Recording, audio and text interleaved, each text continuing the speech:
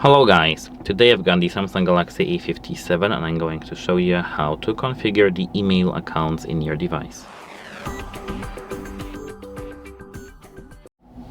At first open the settings. Now here in the settings you need to scroll down a little bit till you see the accounts and backup. Tap it, and as you can see, manage accounts. Tap it also. As you can see, here we've got the personal and secure folder, but let me focus on personal.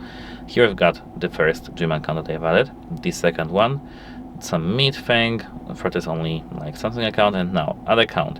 If you tap add account, you can tap work or school account, TikTok personal with the protocol of email POP3, same with IMAP, Microsoft account, Meet, link to Windows, Google, Facebook, Exchange, Samsung account. We can tap for example Facebook. Here now we'll be redirected straight to the Facebook website, and now we can log in here and it will be saved here. We can do everything over here. If I tap for example here on Meet, we can tap remove account and move this account. That's how to manage. And the same is here of the secure folder data, and here we have auto sync personal data with the Samsung Cloud. That's it. Hope it helps you, and goodbye.